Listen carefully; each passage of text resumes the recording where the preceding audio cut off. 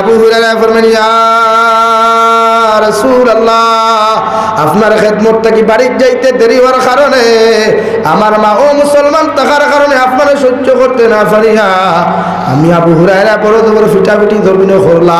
তুমি যে দিকার করলা রে আবু হুরায়রা, তুমি কি তোমার মায়ের বিচার আমার কাছে তুমি দেরায়? তুমি কি তোমার মার অপদান কথা, মার অপরাধের কথা আমার কাছে তুমি শুনারায়? আবু হুরায়রা ফরমান, ইয়া রাসূলুল্লাহ, আমি আমার মায়ের বিচার দেওয়ার জন্য আসি নাই, আমি আমার মায়ের অপরাধের কথা তোমার কাছে খোয়ার জন্য আমি আসি নাই।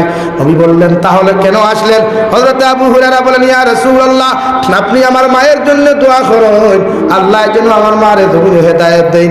হযরত মুহাম্মদুর রাসূলুল্লাহ সাল্লাল্লাহু তাআলা আলাইহি ওয়াসাল্লাম হযরত আবু হুরায়রার মতো মানুষের জানায়, ও আবু হুরায়রা, আমি বিশ্ব নবী তোমারে কইয়ার তোমার মা মুশরিকা তা হোক আর মুসলমান তা হোক,